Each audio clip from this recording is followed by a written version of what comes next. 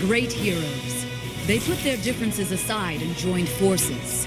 And they would do this in order to repel the enemy. We must not forget that these are what we call the Days of Glory, the most important holiday celebrated on Alieon, and I will always remind people of that. There are many who believe that the Days of Glory are all about fireworks and parades, but they are wrong. First and foremost, it is about remembering our heroic past.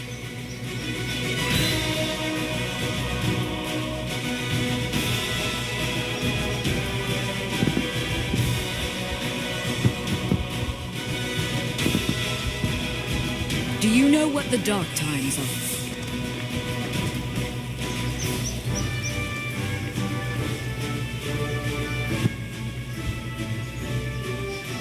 How can you not know that? Very well, I'll tell you.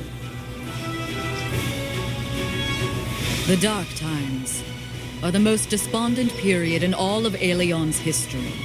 Eli disappeared, and there was no one left to guide the gods and immortals. So the immortals of the newer generations would get locked in a fight as soon as their powers came into force. They fought for influence over territories. And the enemies of Alieon would have been fools if they didn't take advantage of that. The Dark Times could have very well ended in the total and absolute enslavement of Alieon. When the Integrator brought his forces here to our planet, he was not met with adequate resistance. By the laws that govern war, I'm saying this as a strategist, we should have suffered a defeat, but Matarchus, Asterius, and Cryos convened the First Council of Gods. A common threat is what united us when reason had failed to. So we should also thank the Integrator for his contribution to the future greatness of Alieon.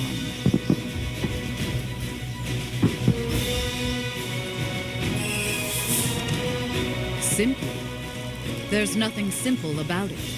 The Immortals had to rein in their ambitions and let go of old grudges if they were to have any hope for a future. Alieon. It became the center of resistance, the symbol of unity and our victory.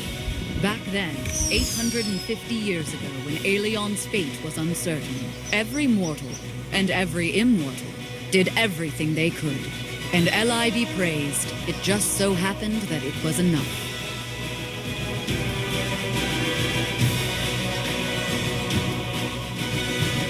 No, I'm not that old. And before you even dare ask me, no, Harita is not that old either. I asked Matarchus, Asterius, and Cryos for details, but they don't like to talk about those days. Even Asterius. It was a brutal time. And nowadays, most of the mortals believe it was a courageous act committed by fictional heroes. They sing songs and tell tales about it to their children. It is called the darkest hour before the dawn. Perhaps it's as it should be.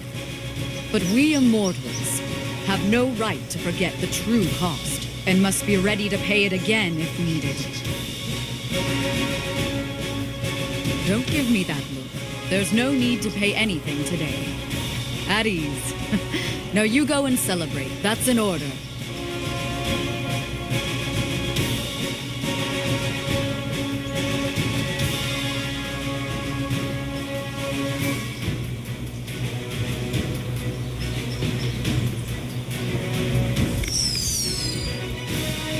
It may seem that Matarchus and Asterius have always been this old, but during the fight for Alieon, they were young, as you are now. Matarchus could beat any mage at the drop of a hat. He did not wear the blindfold back then, and was well on the way to becoming the biggest troublemaker on Alieon. Asterius was the champion of one of the provinces, and he was always spoiling for a fight, which is hard to imagine these days. Cryos led our cryomancers, but unfortunately nowadays, he's insane. Back then, his mind was sharp, clear, deadly, just like his magic. They were different, but they had one thing in common: their love for Alieon. People sensed that and were drawn to them. After the Dark Times, the three of them became true military leaders.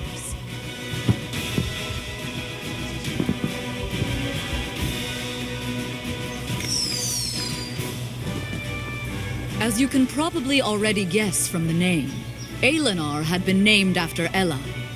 However, Eli himself was not responsible for building the capital.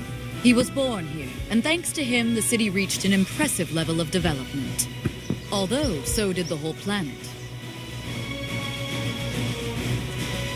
Before, the city had been called Anif, and when Eli became the great god, it was renamed to Alieon. If it had not been Ella, but some other god, the name of the capital would be different. You can experiment with the names, you know. The results can be funny and not always euphonious. I'd say we were lucky with Ella. On all fronts, if you ask me. In the Dark Times, a lot of buildings had been damaged in street fights. And during the Great Battle for Alieon, Alieon was completely destroyed.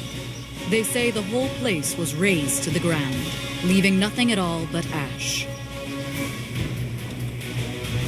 Alieon was restored as a symbol of unity and the unconquerable will of our people.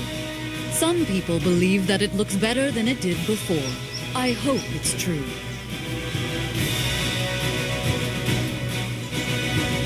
The single best thing you can do on the days of glory is to practice your combat skills. We like to call it war games.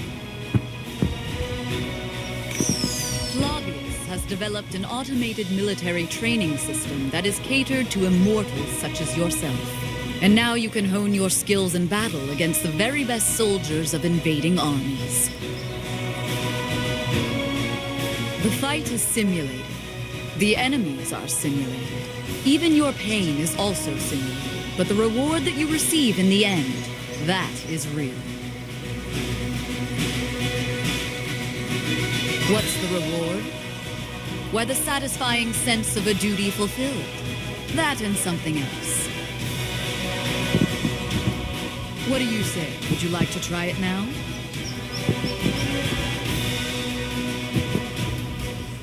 That's fine. A special snowflake like you must require a lot of time to muster up the smallest drop of bravery. But try and be quick about it. While you're lingering, the enemy is training.